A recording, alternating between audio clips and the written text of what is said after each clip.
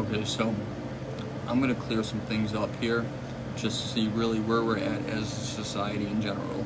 I'm not gonna define any names or any destinations, just because I don't. This isn't to put anyone down or anything like that. This is to help clear up my confusion, maybe even to reach that one person who could be struggling with somewhat of the same issue or anything relevant, and maybe plant a seed of hope in that person's head. Or just let them know like they're not alone, because if I can do that and positively impact somebody's life with it, that makes it all worth it. Both faith and fear require your belief in something intangible, and your personality obviously is a reflection of your personal realities. So with that said, over the last few years, it's been a real learning experience for me, really just on like human behavior in general, but really through trials and tribulations and going through the valley and the shadow of death, like luckily I persevere. I know God will sometimes place you in that pressure cooker and you feel like everything's about to explode, the pressure seems too much and whatnot, but that's normally when he catapults you into another level, another bracket, and that's where I'm at with it. At this point, I really have nothing to lose. I lost all my friends, all my family, and I'm just so confused by all of it. It doesn't make sense to me. Logically, it doesn't make sense. So hopefully you guys can help me with this shit. But I'm gonna tell this experience as if you were in the driver's seat. You were in their shoes. Fuck it, let's dive right in. So, you're living on the East Coast. You have a good friend of yours from up north invite you on a guy's trip with a few of your buddies across the country. And you say, yeah, of course, run it. He funds like the whole thing,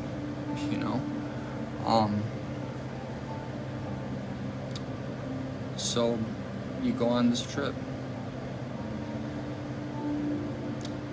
When you go on this trip, you link with this girl that you've known for many years, and you've put her in a treatment center a few times and really was like that one person who didn't give up on her, right? So when you see her now, while you're on this trip, you link up with this girl that you've known for years, and once upon a time you tried to be the one person who never gave up on her and put her in some treatment centers. Long story short, you meet up, the connection's magnetic, right? It's everything you've ever wanted. That you get placed on this pedestal, you feel extra special and shit, and towards the end of the trip, you decide, why don't we start a relationship? I'll move out here, let's start a family, right? Let's start a life. And you make a plan to find the job, the place to live, and a way to make the transition work. The trip you go on is in September, you make the transition by February. Each month in between, you either fly to her for a week or she flies to you. So, when you get back home, you start to add everything up, make the plans. However, between that time frame from September to February, some odd things do occur. Starting 1/3, you get in your first argument, and that argument consists of her calling you to let you know that her second ex-boyfriend passed away, and this is 2 out of 2, so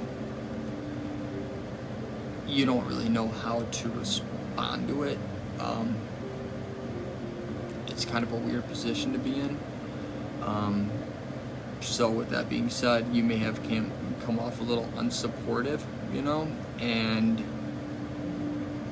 she essentially flips on you and hangs up and goes the whole night without talking to you. Throughout that night, you are now in your head. Like, did I say something wrong? Questioning yourself, and that I should have realized that was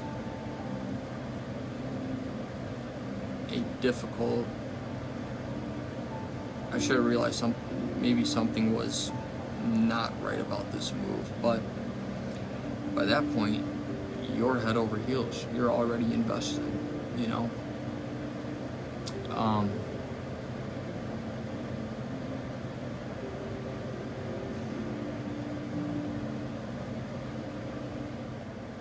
Now, starting month 4, her mother contacts you and is informed that you guys are now dating. The mother does not approve. She calls you to give her own 2 cents. She goes and she lets you know, you can't date my daughter. You're not an athlete or a tennis player or golfer and this and that. So you are immediately put in this position of proving yourself and showing that you are worthy. You contact your parents for old football photos. And you even get frustrated with your parents because they don't have this play action photo that you wanted. It's such a stupid reason to get mad, but it really meant a lot to you, because you wanted to show you were worthy. You wanted to show that you would go any lengths at once upon a time.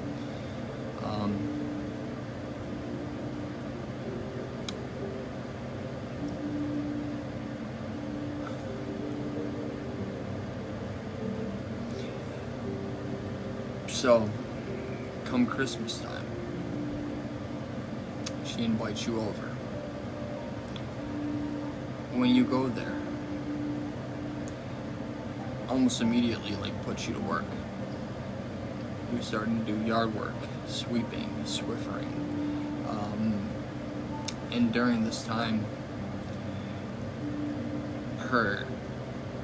it's called what I like to call the devaluation phase, where you start to break your ass down like a Christmas tree, boy. So they start to talk about the ex-boyfriends and how one of them's a Red Sox player and this and that, and then following makes a somewhat insulting comment about you and goes, "You're skinny," but not in a nice way. So you're feeling very in your head, and I guess insecurity gets to come out, and you get kind of trolled about that. You even contact your parents.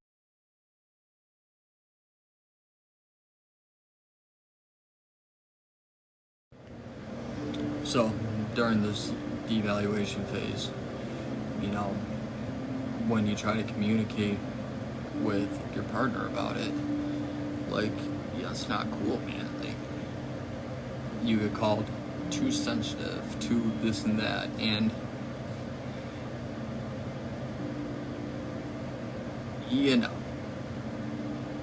no, because if there wasn't an ill intention behind it, an insidious intention behind the comment, okay. However, if you are deliberately trying to hurt me and get underneath my skin, that's not cool.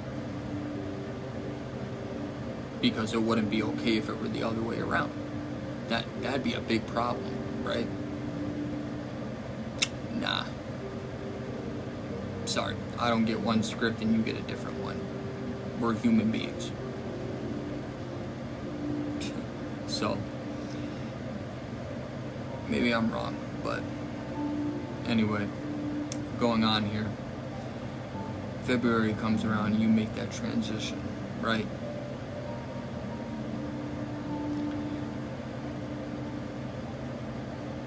and you go out for your first dinner, and as you're on the way, you're at a red light and there's some real jack guy walking across the street. She looks at him and then looks at you and says, "That guy can kick your ass." You're like, what the fuck did you just say? Like, why would you say that? That's weird to me. Like, that, what? So it's already the beginning of this devaluation phase, right?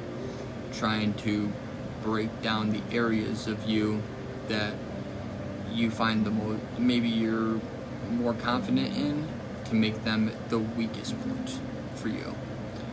And if you show any vulnerable areas, any weak areas of yours, best believe they about to get that ass tapped too. So, moving along here.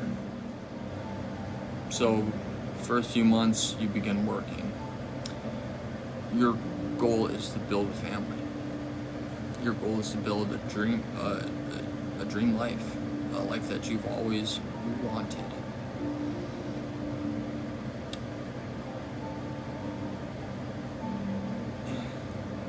In addition, you're playing the role of being the major financial source for your relationship while they go to school to get their master's degree.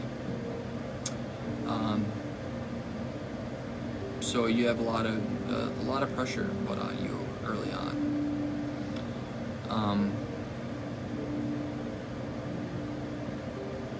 During your Christmas vacation, you remember one moment where they said, "I finally get to be the real me." And logically thinking, like, okay, maybe they just meant because everybody's on their best behavior in the beginning of a relationship, right? However, it was said in a way that's like, oh, thank God I finally get to take the mask off. Like, okay, then who the fuck did I get in a relationship with? Like, what do you, like, are we about to Dr. Jekyll and Mr. Hyde this shit? Like, yep. So, moving along, Sally.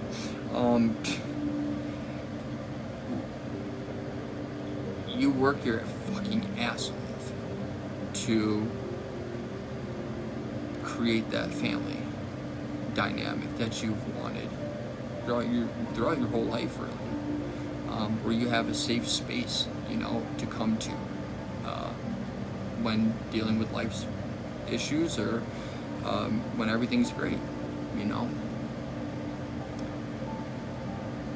By month 5, you work your ass off to being the number 1 sales rep out of 300 something plus people. It's a great honor.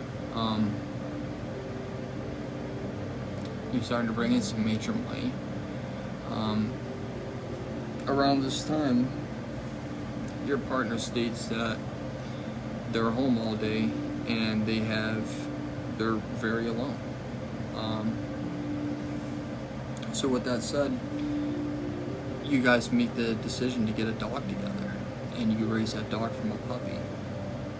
And that dog, all they do is love you,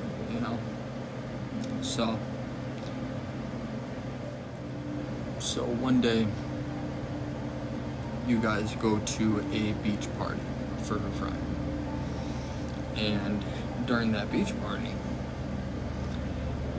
you notice whenever you walk away from her, this other guy comes up and starts conversating with her. And whenever you walk back up, he walks away.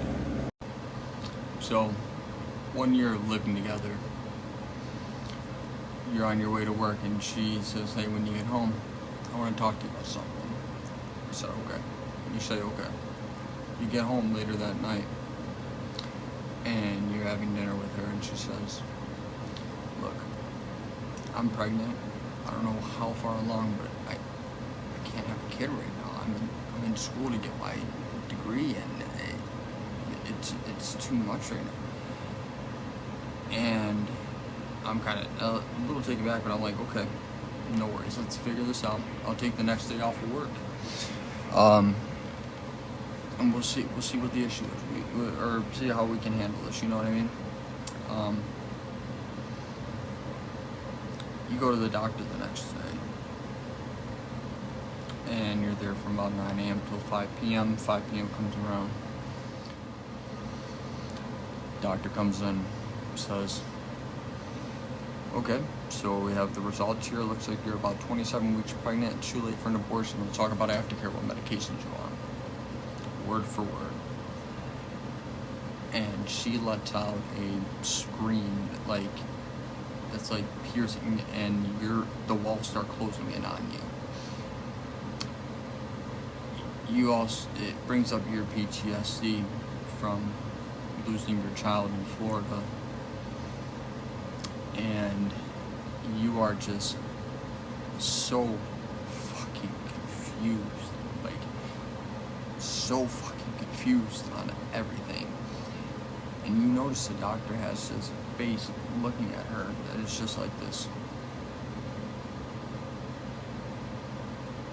like that, like zero empathy. I'm like, it's all just so confusing and so much to take in. You get up, you leave. You have your friend's birthday dinner that night at Yamashiro.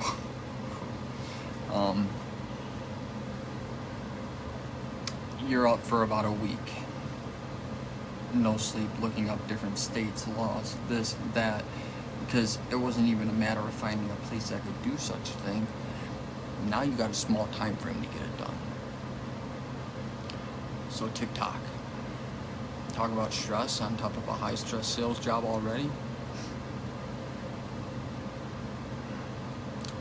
Long story short, you find a place, they say we can do the procedure, it'll be a 3-day thing.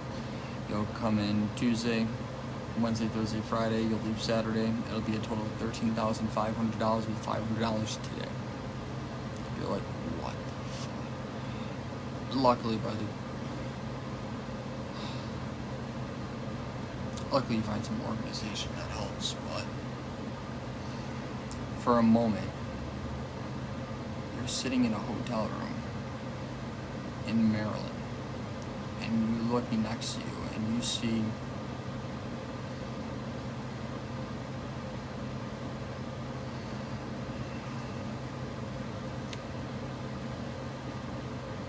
this image of everything you've ever wanted, everything you've worked so hard for, everything you fucking dreamed for, everything you sacrificed for, everything you fucking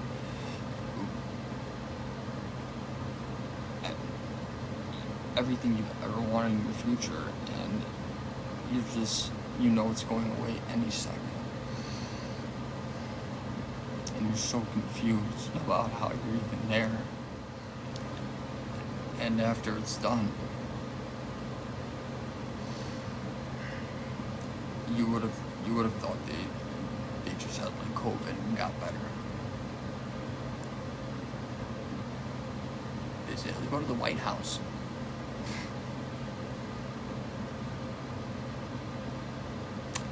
And you're sitting there because you had to talk all those emotions, all those feelings, everything that brought up to get the job done, to get there, and now you're sitting there like,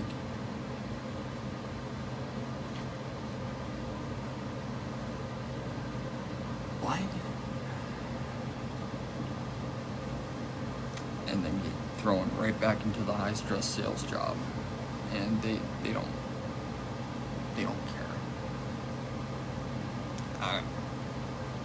You remember telling your boss, you're like, look, I'm trying my best, but like my brain just won't stop racing because I'm so confused on all of it. Like, I'm just so confused.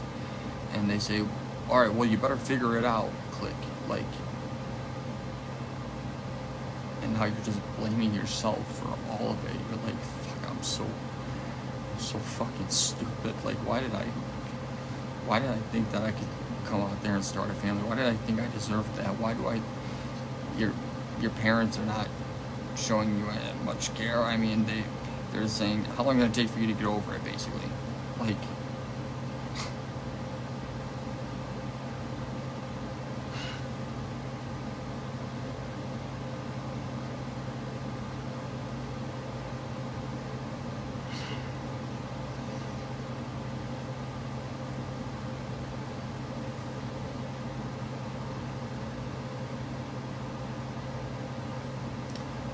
every time you bring it up to this person, they hit you with what's known as a Darville effect: deny, attack, reverse, victim, offender. So, I mean, for an example, they could get frustrated with you for even bringing it up. Now you're insecure for bringing it up. Why? You don't just believe that they just didn't understand, like they didn't know? Like, there has to be something involved. Like, now you're at fault for it.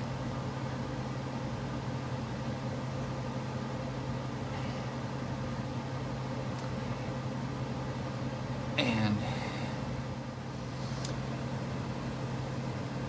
during this whole process as well, you're still in that devaluation phase. So, I'll give you an example. Not only are little, like, nitpicking comments still being made at you, like, if you're, like, for example, on me, I'm from New York, I like gold chains. You get your gold chains made fun of. Girls only wear gold chains, guys don't. Like, and they pick at the areas that they see you like and love the most and flaw them out. So next thing you know, you're looking in the mirror and you don't even know who the fuck you're looking at anymore. Like,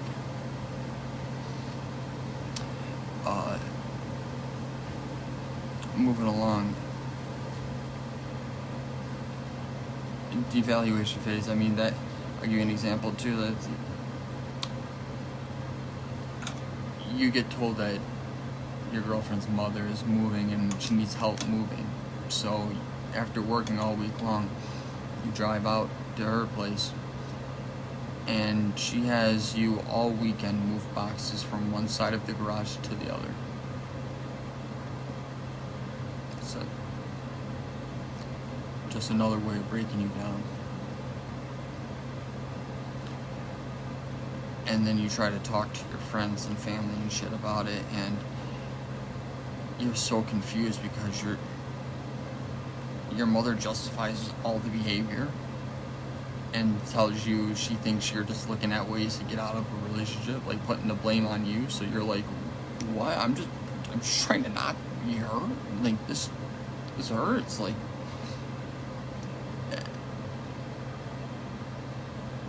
your friends are like, start to get annoyed because they're like, I don't know. If one of my boys ever called me going through some shit like that, I'd share a safe space for him. Or if he said anything that I didn't believe or think accurate, I'd never deny their reality. I'd say something like, that's interesting. Can you take me through the steps on how you got to that point? Like, what made you land there? You know? And if they pull out some, Diddy Cassie video, some hardcore evidence, like, that's a non-negotiable, who am I to deny their reality and what's going on if I see it, Or if I see the evidence, just go off facts.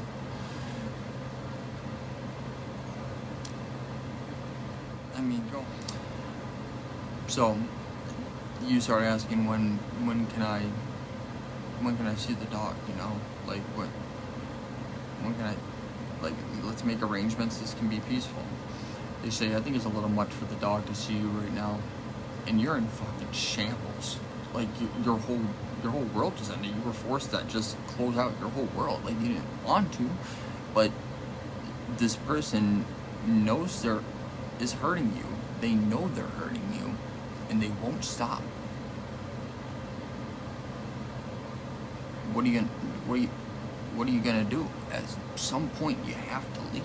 So you say, look, can I just see the dog one more time? Like, you're settling for scraps. So they go, okay. They let you see the dog once more. You talk to your mother afterwards and let her know. You're like, at least I got to see the dog once more. She goes, no, fuck that. Now's the time for you to stand up for yourself. You need to get angry now. And yeah, you could have said, you know, I appreciate the gesture, but no, I think I'm okay. But at this point of your life, you don't even trust yourself. Like you need, like, you really were counting on, like, someone to help lean on, because this is all very new, confusing, isolating. Like, it's fucked up. It's fucked up. So you go, okay, and you do. 3 days later, you get a knock on your door. Someone hands you a packet of papers, takes a picture, walks away. You go, did I just get fucking served? You look, you just got served a restraining order. You're like, what the fuck is going on right now?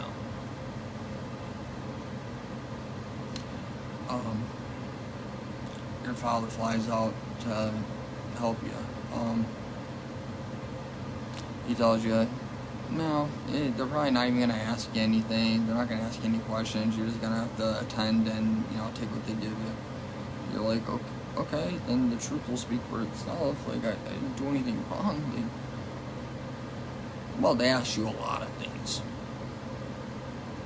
and you look like a stuttering fucking baboon, and humiliated and embarrassed again. Restraining order gets placed on you. Now you look like the fucking abuser, and you know it ain't gonna end there. Because as long as the bad behavior is rewarded, why would it stop? You're applauding it. They think they're doing a good job. Mind you, during all this time, you're working a high-stress sales job, so they don't care. Where's your numbers at? You're hardly functioning, dude. Like, to even put one sock on in the morning with your head just spinning and racing is like a fucking nightmare. Like, something just doesn't add up. Something doesn't add up. Like, you're talking, you're calling your friends, like, trying to, like, make it make sense, and you may sound like a stuttering idiot kind of on the phone because you're just spitting out words like a AK-47, like, you know, like, because there's so much going through. But, you know, each one, and every time they click, hang up on you, it's like this gut kick in your stomach. You're like, oh my god, what the fuck is going on right now?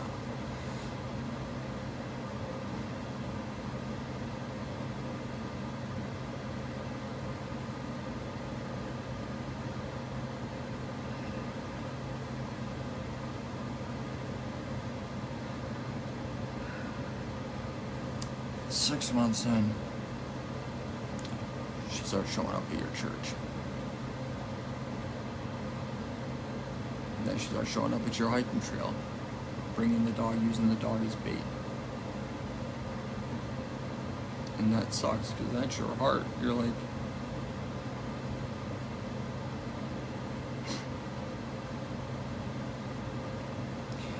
then a few months later, 2 months later,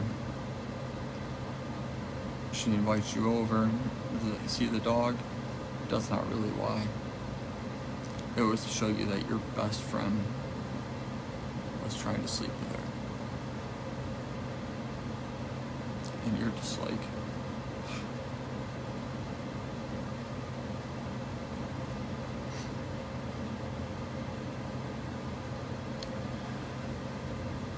a month later, there's a position opening for a manager role at your job. You put the request in for this order to end so you can apply for the job. She's the one who texts you about it and say, hey, we got court on this day. You go, okay. Court day comes, she ain't on it. The judge goes, did you serve her? You're like, I didn't know I had to serve. She told me about it. Like, I didn't know. Miss Manager position. She still shows up every week to your church. So, Lastly, order ends. And you stop getting the visits at your church. In a text message, they claim that they've gone back to their heathens or something like that. I don't know what the fuck that means. I never heard that word in my life, but implant will be put in about the size of a fish oil pill. It'll be put into about a 1 inch or 1.5 inch incision in the neck by a neurosurgeon.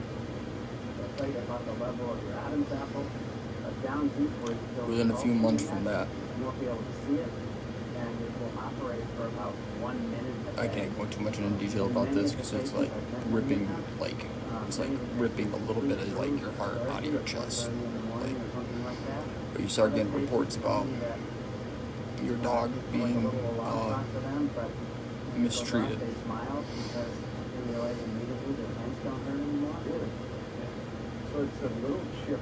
And at that point, you got a decision made. You say,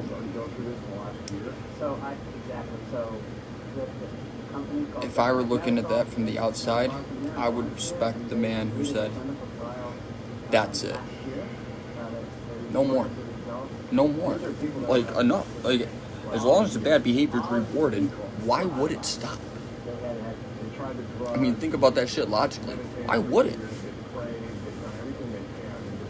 If I don't know any better, and I do something and I get applauded every time, my subconscious gonna think I'm doing a good thing, right? Repeat that shit. Put that on a spin cycle. Like, while this person's being destroyed, straight up psychologically fucking eviscerated, you're applauding this person for doing it. And when this person who's being psychologically eviscerated reacts emotionally like a normal motherfucking human being would, you punish him. Pull back. Call him crazy.